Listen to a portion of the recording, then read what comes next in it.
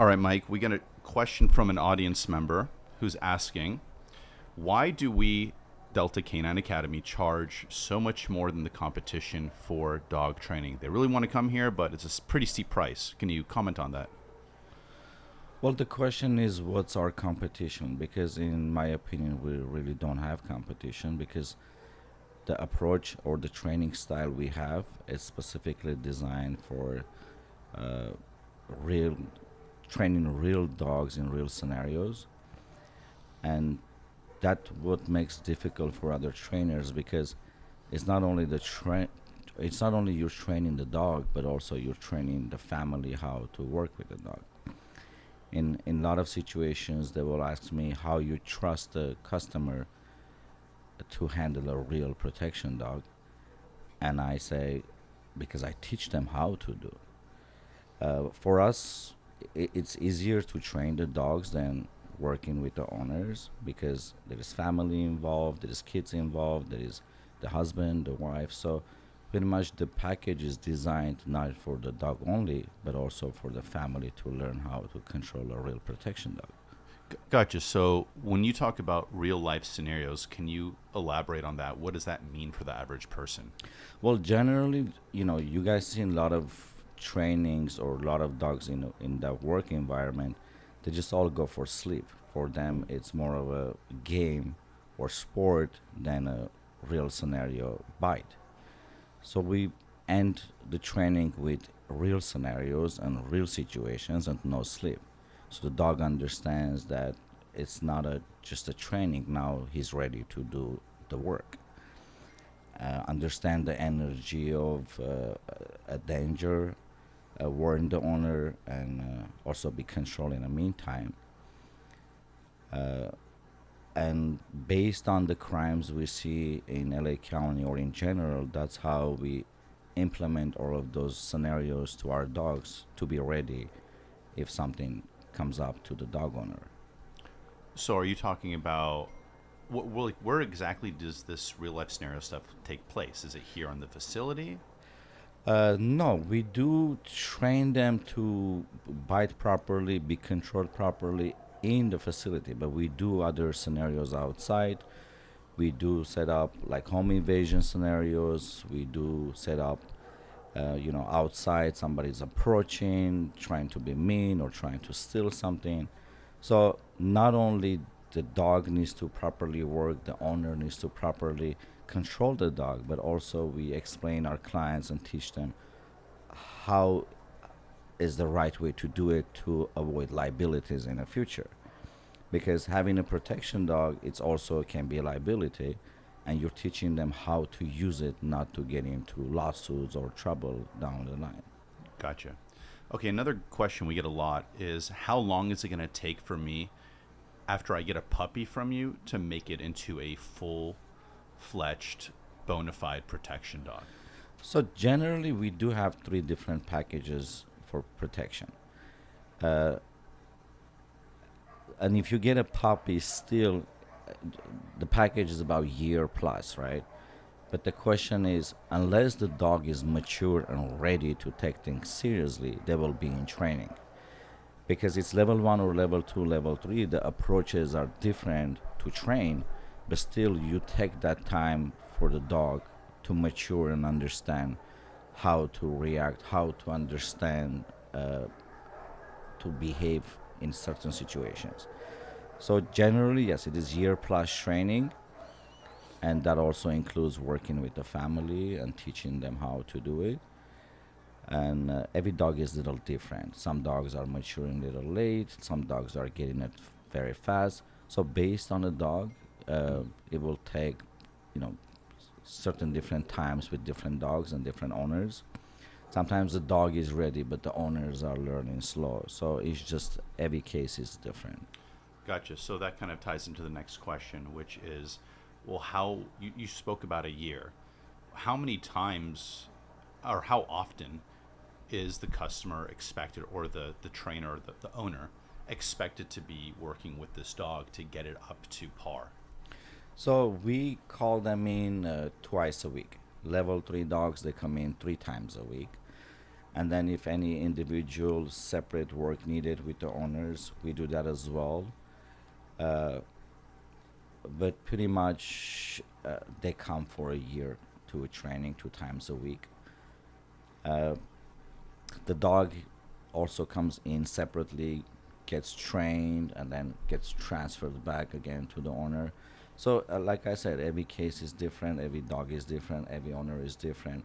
The unique part of Delta is we approach every single family and dog individually, because you match that dog to that specific family, and it's very important to have that right communication between the dog owner and the training that it took in place. Gotcha. Okay, so another question we get often is people come to the website and they see there is German Shepherds, there's Malinois, there's Dobermans. Which one is the best one? Is there a best one? What's the difference really between the breeds of protection dog? Well, yeah, they're all different dogs, different energy, different potential to work. And I always tell people in general, I say, before you choose a dog breed, I need to understand what you want from the dog. Because most of the time people just go by look of it. I like this dog, I like how it looks, or this dog has less hair or more hair, or I seen this movie, this is a crazy dog, I want one. The question is, can the dog do what you want at the end of the day, or the dog's energy and personality is matching to your lifestyle and personality? I had a lot of scenarios, people walking in for Doberman, they end up buying Shepherd, or they're coming for Shepherd, they end up buying Ken Corso. So it is very important for the new owners to communicate with professional trainers and specialists to understand what exactly they need. Because it's not also only about your comfort, oh, I like this dog because they shed less hair, but can that dog do the job that you want him to do? So it's very, very important to understand what you want from the dog 2 years from now, and then choose a right breed and a right temperament for your family. Then what's the case for a German Shepherd? Because obviously those are the most in demand. Not only in demand, I mainly work with shepherds because I trust the breed. And again, if we're talking about shepherds, we're not just talking about any shepherds. You need to understand the DNAs, you need to understand the temperament of the dogs, the drive, energy. Because if you're training a dog bite in real scenarios and be tough, you need to make sure that this dog is not going to turn on the owners. You need to make sure that this dog is going to be full control. And the shepherd is the breed that I trust, especially when I work with kids, family. That's the breed that I have confidence that they will not turn on the owner. They will not be too much for the owner, right? It is my favorite breed to work with. What's the argument then for a Malinois? Because we do see some Malinois coming through. People do like Malinois. What is, I guess, that lifestyle for that owner? How does that differ from the shepherd owner? See, Malinois, they have very high energy, right? They're very athletic. They learn things faster. They move quick. It looks great from the side. But generally, Malinois is not a pet or a family dog. Malinois was created for military applications, law enforcement applications, or any training that needs extra energy for the dog to work for you. For regular family, Malinois is little too much, because we need to understand one thing. If the dog has so much energy and you don't use that energy for a good cause, that extra energy will turn into bad behavior. Now, how fast you want to go? If you're not driving fast, why you get a fast car, right? So same thing as the dog. The dog needs more training, more time from you. If you cannot give it, then it's not fair to the dog, it's not fair to you. So you got to match your lifestyle and energy to the dog. And Malinois, they have tons of energy. So if you're as an owner not ready to put at least 2 hours a day for the dog, then don't get one. You're not gonna be happy. Okay, similarly, what's the argument for a cane corso? What kind of dog, what kind of family or person is that dog more suited for? If we compare mastiff breeds, Corso is the most reliable breed, in my opinion. But there is a difference of guard dogs and the protection dogs. I consider Corsos to be more guard dogs than protection dogs. It's in their DNA. They have this territorial guard in their blood, and they will do it. One thing I love about Corsos, they will not turn on the family too. They will die for the family. So even though they're giants, they're very powerful dogs, but they're very reliable and good breed as a family dog.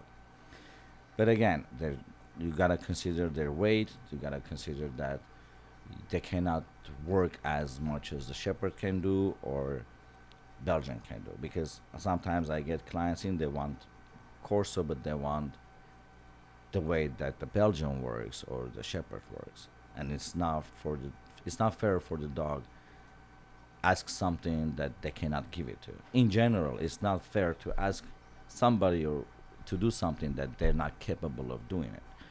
So as long as you're fair to the breed and you understand, okay, this is good enough. I just need my territory, my business, or my home to be safe from trespassers or home invasion situations. Then Corso is also a good breed to have as a guard dog. Well, you said something very interesting, that a corso is a guard dog, not so much a protection dog. Can you kind of spell out the distinction there? What does that exactly mean? So, with our training levels, like level 2 or level 3, we have the dog will do so many tasks, and you need that energy and the dog's capacity to do all of those tasks, because it's a lot of work for the dog to engage, not release, stay on the bite and hold in certain areas. Corsos, there is some Corsos that they can do it, but if literally Shepherd can fight 10 minutes non-stop, Corso will get tired and will release because he can't fight that much. He's like 160, 180 pound Corso literally cannot fight as the Shepherd will do, or run long distances, go certain areas that if somebody's hiding in under the house or top of the roof or whatever area is, the dog needs to have that athletic body to go through it and get it. So, but of course, if you have Corso at home and it's trained to protect, I don't think anybody wants to jump your fence. And then let's talk about Dobermans, because we see Dobermans too. What kind of owner is best suited for a Doberman?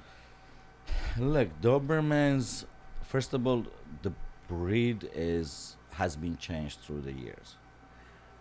Dobermans were the first breed created for personal protection back in years, but since breeders start playing with DNAs, genetics, and all of that, current Dobermans, I don't like their behavior. I don't like their capacity of be able to work at where we teach. But there is still good ones. Sometimes we do get requests. I import from Europe if needed from a specific breeders that I know the dog will work. But they also have a lot of uncontrolled energy until they're maturing. They're all over the place. They're stubborn breed. It is maintainable if the owners have enough knowledge and passion to do it. But to compare with Shepherd or Corso or Malinois, it's just not that smart. It is smart, but they're very stubborn. Even trainers, not a lot of trainers can train Dobbies because they need specific approach, specific way of training. And also, I always explain people, Dobbies have this weird personality to dominate the owners. I always warn owners. I said, listen, year old, year and a half, this dog will try to dominate you. It will growl at you or it will try to bite you. If you don't dominate your dog, they will eventually dominate you. So it's a very sensitive breed to have. And before a person decides to get it, make sure they understand what they're getting into. Good. So, how about the owner that has a dog? It could be really any breed, it could be a mixed breed. And they want to make that dog into either a guard or protection dog. A, is that even possible? And B, if it is possible, what are you looking for?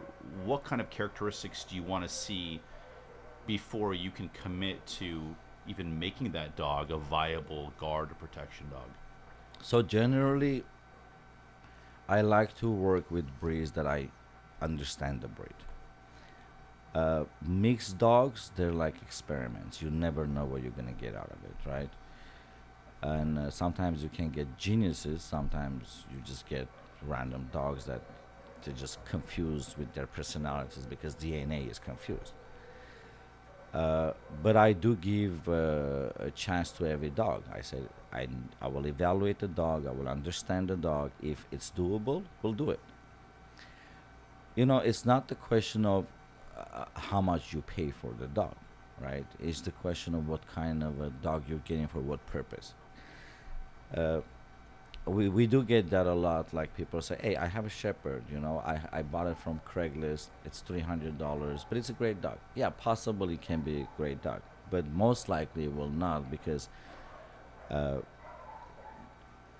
even though the dog can be tough, but can the dog also be stable? The dog can be trustworthy to give him so much training and power, and then are you going to be able to control? Because once you're training the dog to this level, now they're strong, they know how to bite, they're confident. But if they're freaky, I'm sorry, whatever you train, it will turn against you one day. So that's why we evaluate the breed to understand if this dog is capable of doing high level of protection training, but also be a good dog for the owners, be good pet to the owners. Accidents can happen. Kids can step on the dog's foot or, stuff like that, or grab the toy. If the dog is going to react or not, that's very important. So, what age then is ideal for getting a dog started in protection? Is it possible that a dog can come in as an adult, or even say over 2 years old, an adult, and start protection training, or is that too late? I will not say it's late, but also foundation is very important. When you're starting training, literally my puppies, day 1, 2, 3, we do so many different things to understand what dog will be a good potential protection dog. And we monitor their behavior, we monitor their drive, we monitor their temperament, and then we choose for specific packages. Now, like I said, naturally, dogs can be super smart, they can be confident, they can be strong. So, like I said, they're worth a try, they're worth the evaluation to understand if the dog is capable of doing the work. And also, the question is, how much of a work you want from this dog. Believe me, I've seen dogs, outside dogs, right? They have no owners in different countries as well. They're smart as hell. They're survivors. They will literally stop on a red light. They will wait in a line to drink a water. So naturally, dogs can be trained by themselves if they have to survive in their life, right? Or if they had a good owner. I know people that they didn't train their dog at all, but because every day they spend time with the dog really understands everything, understands conversations, helps the owner to get things done. It's just a question not only training with the trainers, but also how much time you put on your dog, how much you trust your dog, what activities you do with your dog. Because if you're just training and you don't really have time for the dog, it's just not going to get the best result as you want. So let's say an owner comes in with a dog for an evaluation. What exactly are you evaluating? So again, it depends what they want to do. It is for protection or obedience or behavior issues, and what's the goal, what they want from the dog to do, you know. Let's say it's protection. Yeah, protection, let's say it's level 2 or level 3 or level 1. So I want to see how stable is the dog. I want to see physically if the dog healthy and has a capacity to do what we're doing here. The drive is very important. Uh, Focus, socialization.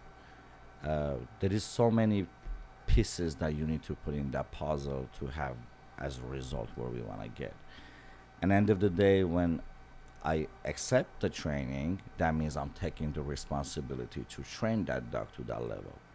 So I will not allow myself to fail on a project unless I'm confident that this dog will do it.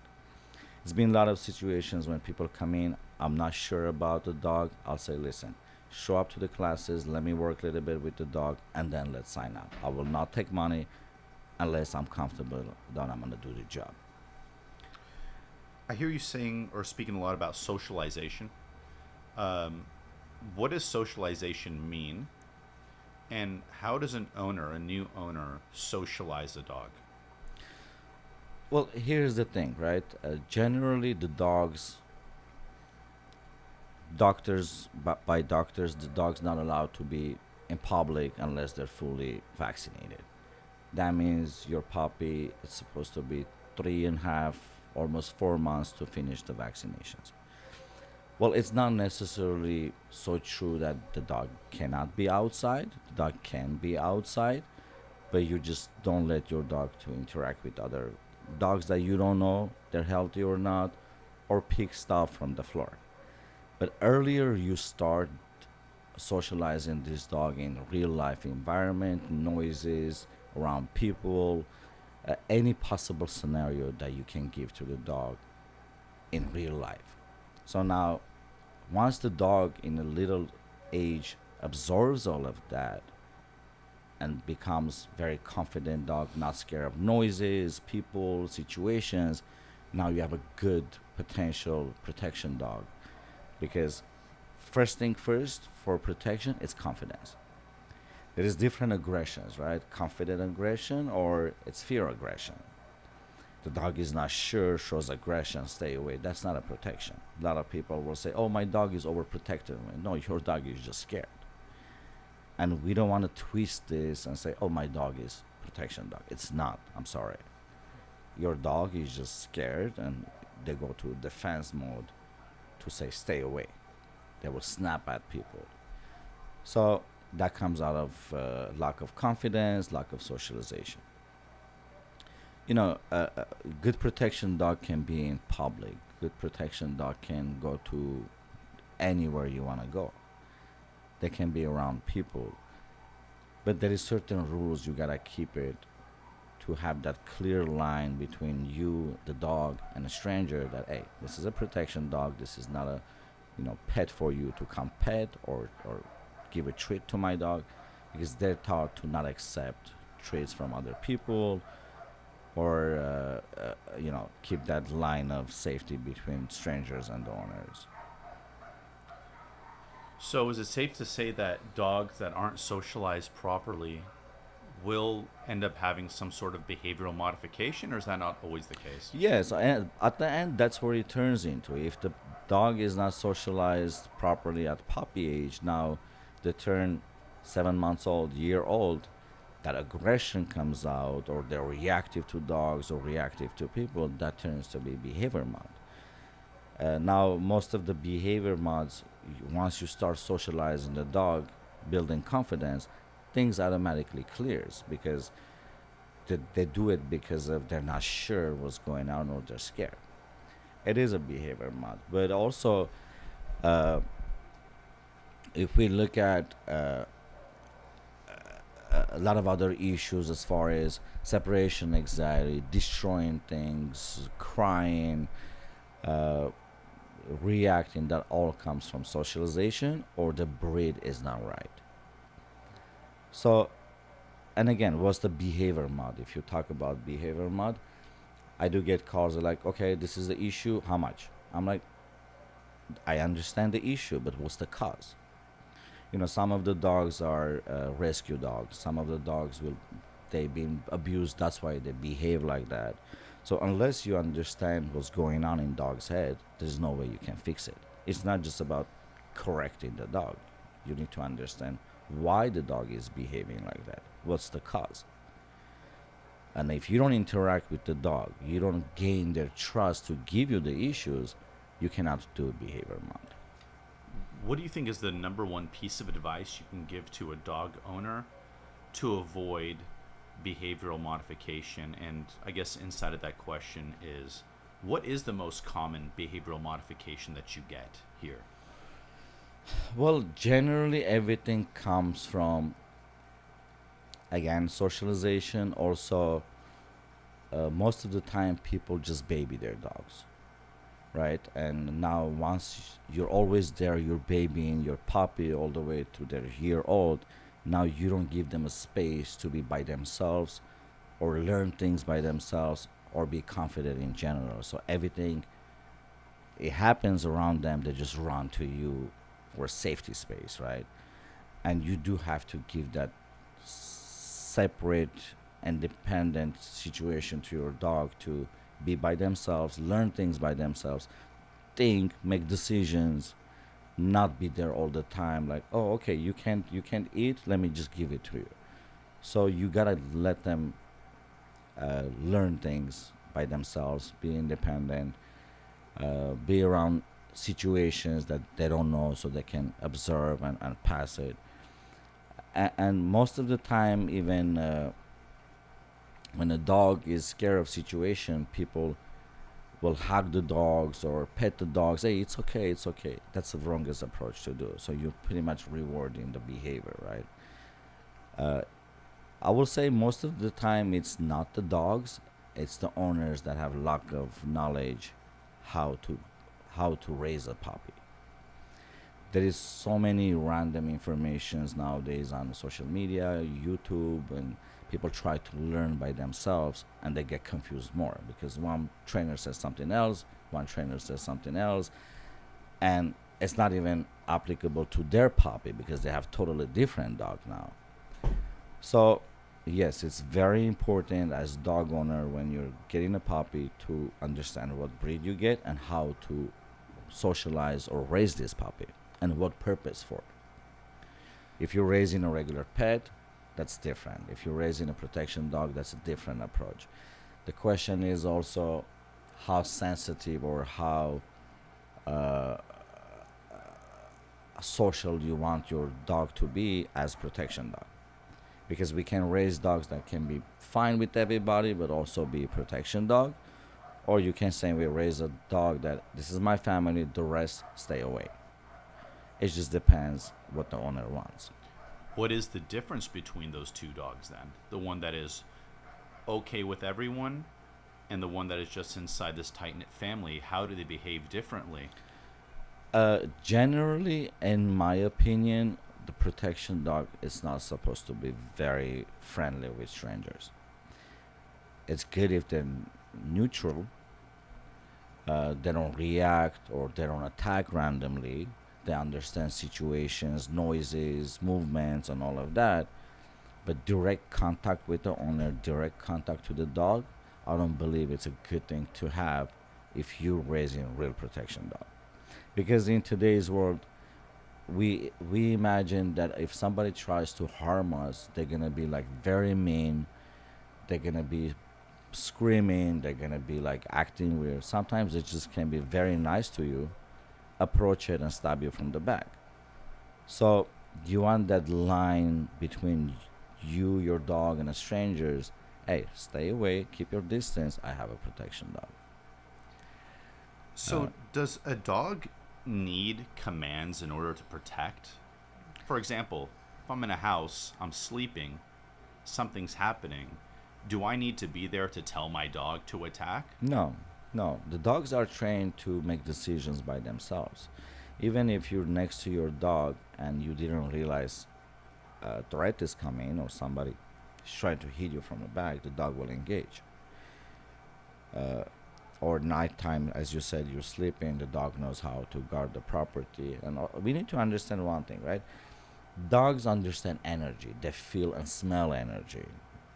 Now, if somebody is trying to harm you, their energy level is totally different. Their adrenaline level is totally different. So dogs actually feel that. And every person who has real protection dog, they should have faith in their dog. If somebody's approaching me, and even though they're smiling or whatever, and but my dog doesn't like that person, I will respect that decision and I will say, hey, stay away. My dog didn't like your energy. So if you're training to that level and you have that communication between you and a dog, you need to understand your dog. Literally 5 seconds before, you need to understand what is he trying to say, what your dog is trying to give it to you, why is he focused on this specific person. So that's the whole part of being trained with a dog to understand your dog in situations. So we get a lot of questions regarding our board and training. This can be kind of a stressful thing for a lot of people. They leave their dog for a certain amount of time. How do you know how long it's going to take, say, a behavioral modification?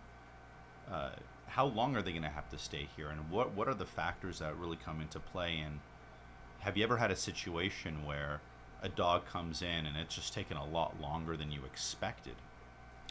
Yes, that's a good question because a lot of people don't have trust in board and train programs, and I don't blame them. A lot of places they're just not doing what they're supposed to do, or they don't have enough staff, or they don't want to spend enough money to have right staff to do it. But board and train is one of the best way of training a dog. First of all, simple thing. When I explain people, I said, first of all, you cannot do long hour of training with a dog. You need to do small sessions, but 4 or 5 sessions a day. Now, if you're inviting a trainer to your house for 1 hour session, this dog learns something. The rest 23 hours, they just do it wrong, and there is nobody to correct that behavior. So it takes much longer and harder to bring the dog to solid obedience. But when you have the dog in your possession, first thing you do, not correct the dog, not teach anything to the dog. You need to connect with that dog. That dog needs to trust you, accept you as a trainer. Because if they don't accept you and they don't love you as a trainer, your correction is not a correction. You're more of a being tough on a dog, or trying to do like uh, uh, You're an adversary. yeah, it's not right. The dog is like, oh shit, what I did. But once they love you and you do correction, the dog understands, okay, I did something wrong. And you need to understand how much to apply correction, needed or not. What tool you should apply. Is it too much for this dog, or is they need more? So you have to first gain that trust from the dog, get that love from the dog, and then teach the commands and the rest of the stuff. But if the owner is there, I'm nobody for the dog. He can play with me, she can play with me, but I'm still nobody because the owner is there. So, also a lot of dogs, they have this separation anxiety things, right? They just want to be next to the owner.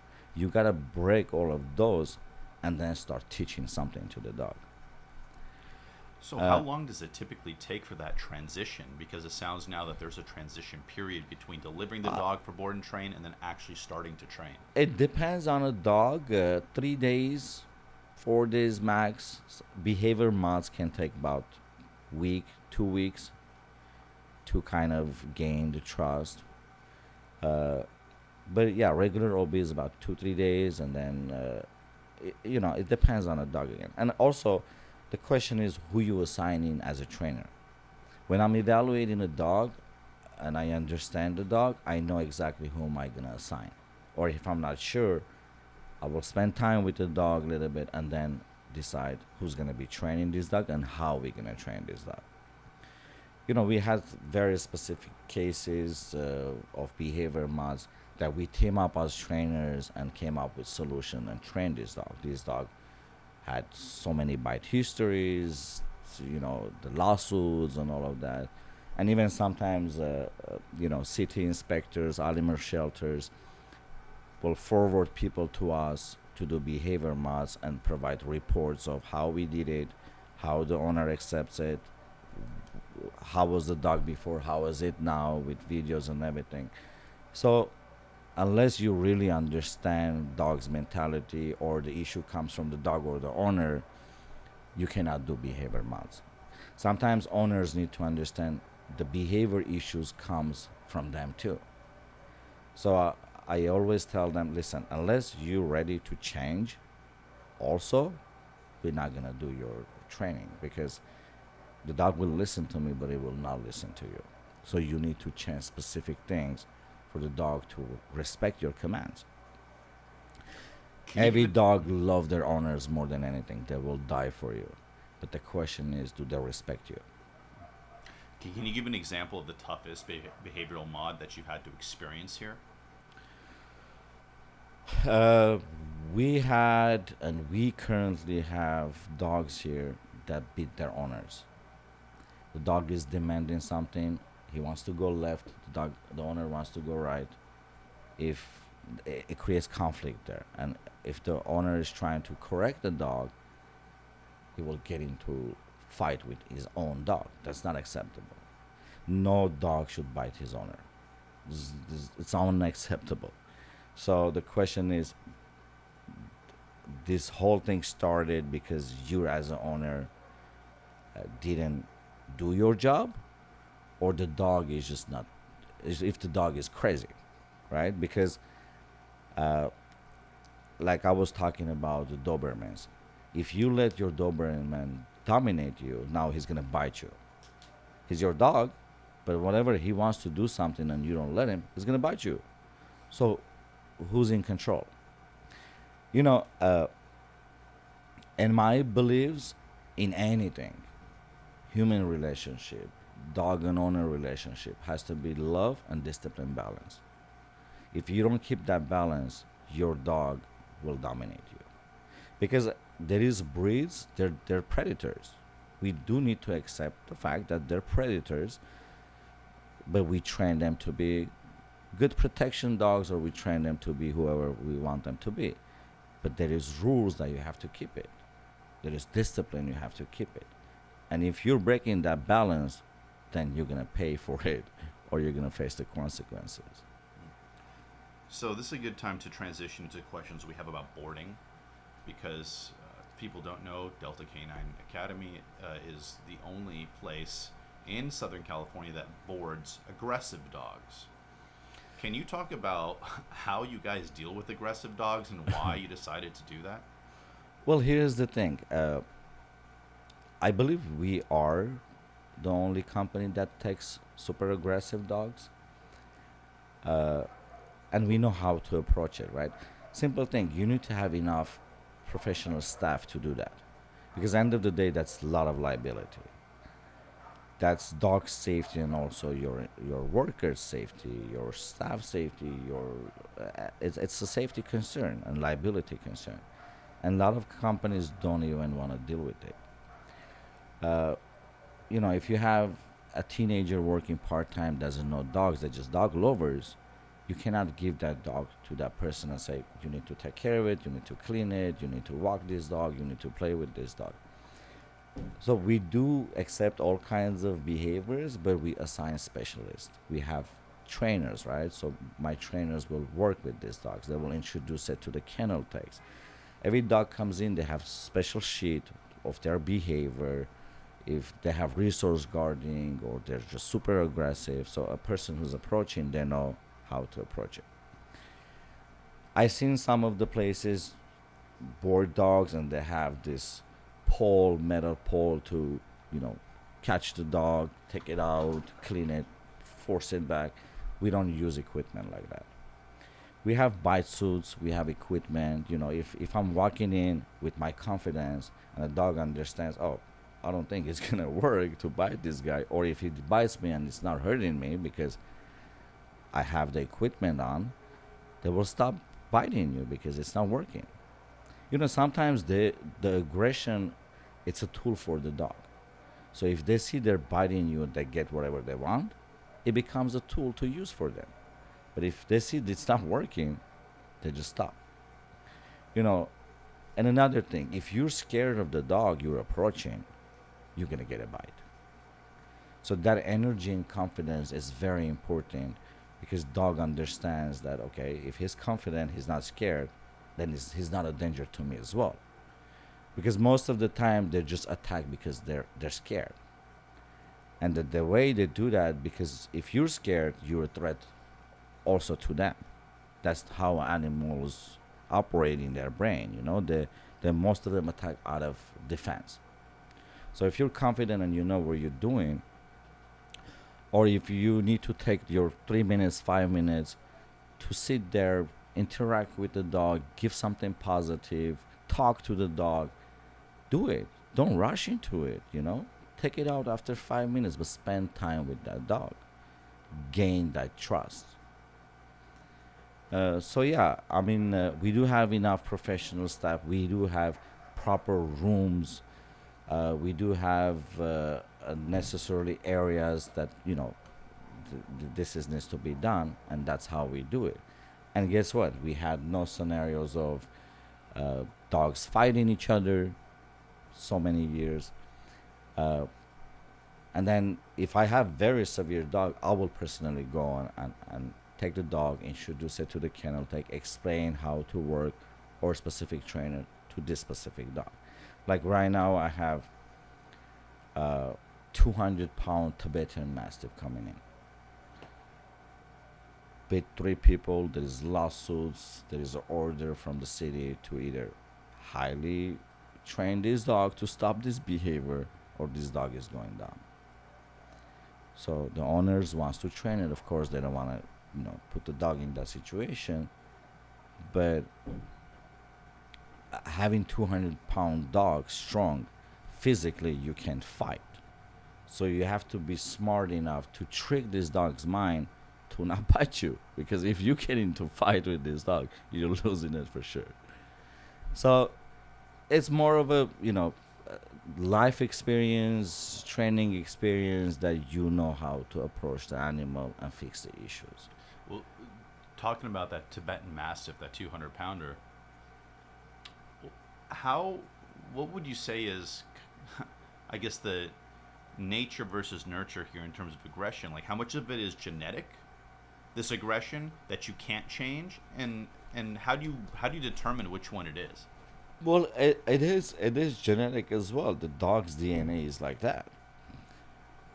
And again, we go back to that question. Before you get a dog, you need to understand where you're getting it and why you're getting it. Now, people train lions, people train elephants, right? You need to understand that specific dog's behavior, DNA, and everything, and raise it correctly to not have issues in the future. Understanding the breed, if this dog is going to be, very protective or territorial protective, then from the core you need to try to change at least to your lifestyle so you can afford having this animal, because they're not joke. They're known as one of the crazy vicious dogs, and they're strong. And a lot of people just get it because they like the look of it. Looks like a lion.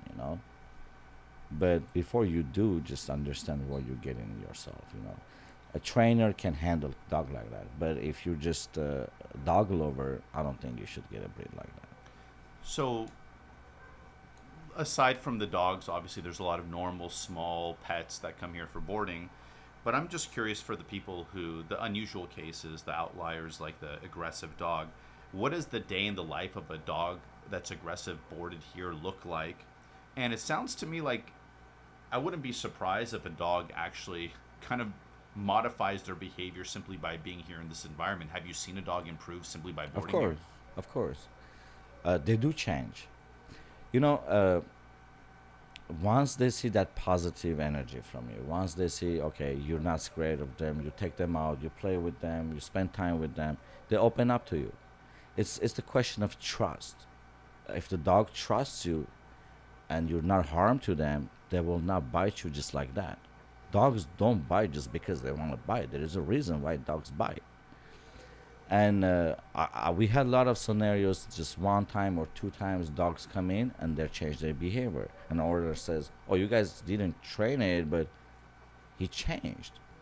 Well, the dog interacts with so many people here, sees positive, and they automatically change their opinion about human being. Uh, I remember I had a case, one of the Burbank, one of the Beverly Hills police officers contact me, and he got my number through LAPD. He had a very aggressive Belgian Malinois. This guy got married. He needs to go to his honeymoon, and nobody can take care of his dog. He called me. He's like, Mike, please help me out. Otherwise, I'm not going anywhere. The dog came in, muzzle on, e-collars on, red eyes. I'm like, okay, let me have the leash. I grabbed the leash. I took out the muzzle. I took out the e-collars. The dog is looking at me like, you sure? I'm like, yeah, I'm sure. So, and the owner is like, don't worry about it, man. Go have fun, Go enjoy your honeymoon. And then I start sending him videos after week 2 that the dog is sitting around, trainers, people here having lunch. We're having lunch. The dog is down next to me. We touch the dog. And he's like, is this my dog? I'm like, yeah, that's your dog. And this is not even a training. It's just the dog didn't have a chance to interact in a normal environment that is nobody is scared of him. So yeah, once they accept you, once they're not scared of you, because like I said, mainly aggression comes because of the confidence or because of the fear. They're fine. They're not vicious animals. They're dogs, Interesting. Well, one thing I wanted to touch on before we end this is a question we get a lot, which is regarding the LA Times article that came out on Delta Canine Academy, and the headline was about $150,000. People are spending $150,000 for a protection dog. And people email constantly saying like, hey, do you have better deals than 100? Most people can't afford 150,000, and a lot of people want the protection. What do you have to say to those people that want to have the protection but don't have that amount of money? Well, here's the thing. Protection level starts from 15,000 all the way to not only 150, but more. The question is what you want. Because there is so many things client will ask. I want my dog to be this way, this way, this way, this way, also be this way, this way, this way. So they modify the packages because my current package for level 3 is 75K. But I have clients that pay me 100 or 150 or 200,000 for specific customization, right? I do not understand the question of this is expensive. I get that a lot. My question is, you're training this dog to protect your kids, your family, yourself, right? Your family, your property, or whatever it is. How much is your safety? How much money we pay to government to protect us, to provide safety? How much money we pay? We pay a lot of money, a lot of tax to have safety. Do we have one? I don't think we do. A lot of people have businesses that work 8 hours, 10 hours to provide education to their kids, good life to their kids. And at the time when you're working, somebody breaks into your house and destroys everything that you worked for. And you're telling me protection dog is expensive? If you don't have peace of mind that your family is safe, home, when we say home, in our imagination, our home is already safety. That's the explanation of home. Are we safe in our homes? No. No, and it's a fact. It's not just I'm saying it. We're not safe in our homes. And imagine you have a trip to different country. You're 3 hours away from your home, and your wife calls and says somebody's breaking into my house. What are you gonna say? Kill it? Shoot it? You're gonna tell your kid to kill somebody? Or is it easy to kill somebody? Do we understand what comes after? Do we understand that you're gonna be charged if you did something wrong, even though you were protecting your family? Or you didn't use the gun this way, you had to use it this way. The person who got shot and killed, their family is gonna sue you. Every second you walk into that home, you're gonna see that dead body on the floor. It's a very big trauma for your kids, for your family. A lot of people end up selling their homes. A lot of people are getting into big lawsuits. Is it worth it? And you're telling me protection dog is expensive? Protect $150,000 dog. It's very cheap to provide you 10 years safety, to provide safety to your kids. It is not expensive. The question is, are you confident if the dog is going to do the job? Yes, I'll show you how confident you can be when somebody comes to your door or somebody approaches you outside, tries to harm you. Delta dogs will not let that happen. So the question is back to you. Is it expensive? No. Well, let's just say that there's somebody who's like,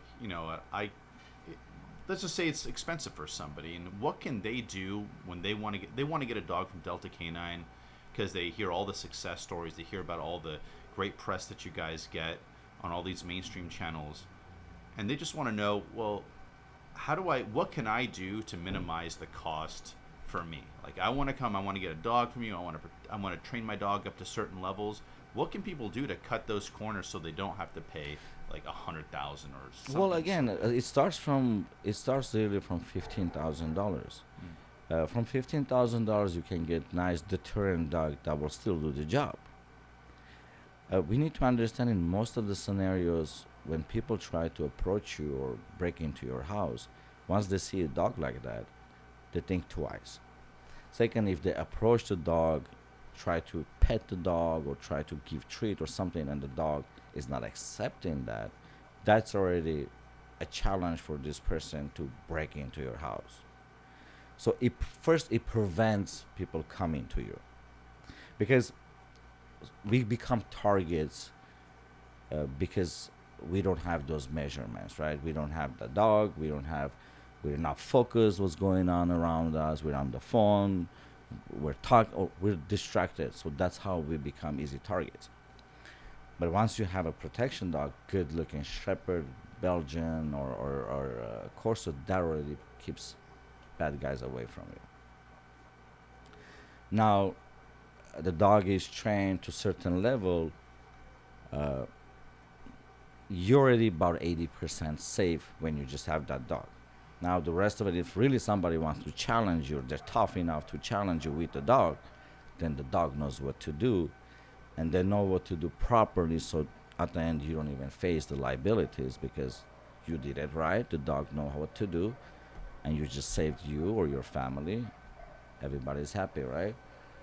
But yeah, don't focus on the $150,000. And that's a package, people customize it. So level 3 dog is more than enough for anybody. But if you want that extra things to apply to a dog, then sure, if you can afford it. So a level 1, let's talk about a level 1 for a moment, which is a deterrent protection dog. What do you train that dog to do, and how can that, like you said, make someone less of a soft target? Well, so level 1 is OB trained dog on leash. The dog will guard your property. If anybody approaches, they will attack if needed. You're walking outside, a guy approaches, he's nice, he's no harm. The dog will not react. The dog will be in control. You can simply shake hands, communicate with the person, the dog will not react. But if in a scenario this person tries to hit you, or you give command to the dog to activate, they will aggressively activate and still stay on your side. Meaning it's a big warning, stay away. If this person is trying to like, hey puppy, come easy, whatever it is, the dog will still not listen to this guy and be aggressive as far as you want them to be until you stop. Same second you can stop the dog, you can tell the dog to sit, and then you can again interact with the same person. So that already gives you that line of, hey, stay away. And a person who's trying to be mean or trying to do something to you, most of the time that's good enough to prevent it. And like I said, that's $15,000. $15,000 today is not a lot of money. I don't think it's a lot of money. Everything is so expensive nowadays. And you're breaking that into like 10 months payments. So What's the difference between that, what you just said, and say a level 3 in that same situation?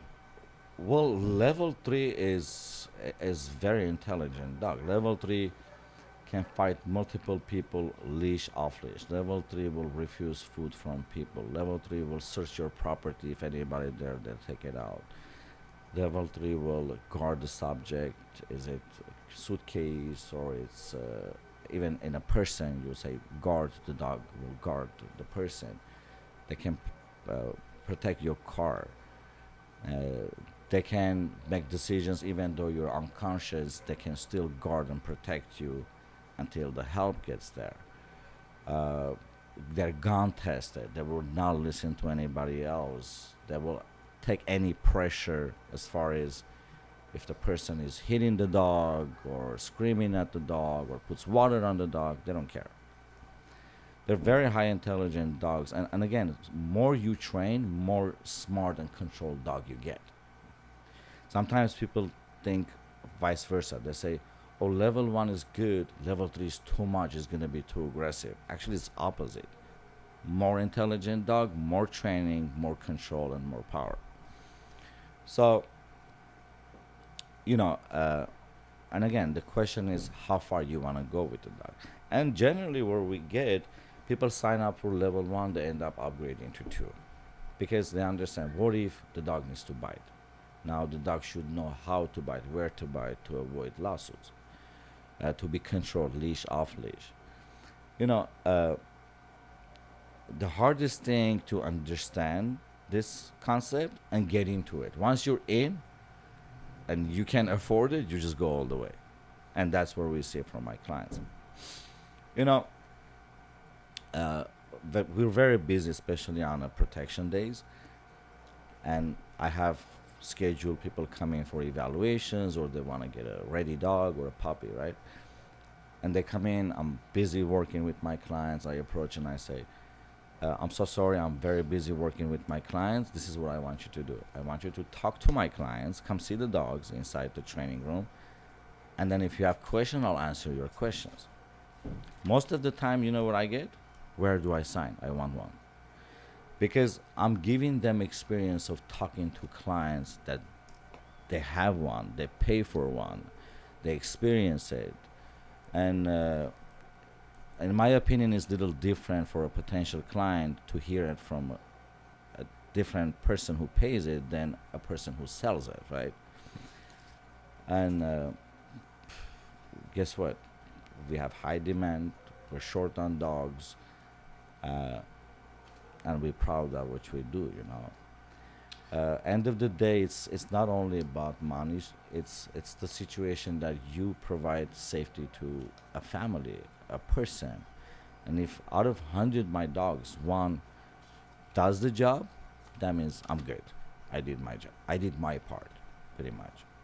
So if someone wants to come immediately and just check it out, when can they come? How do they come? Who do they contact? So mainly, either they email or they chat on our website, they call, we get their information, we call them in for either it's a training for evaluation, or they want to see a puppy, or they want to see the class, how this works. They're more than welcome to come in.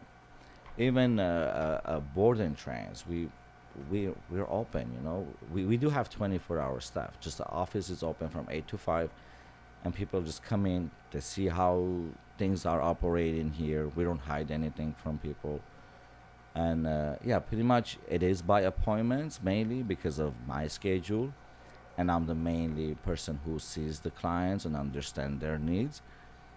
Uh, but yeah, it's by appointment. Well, there's social media, they message us. So there's a lot of different ways to find us. As long as you're looking for a protection dog, you type protection dog on Google, it's weird there. So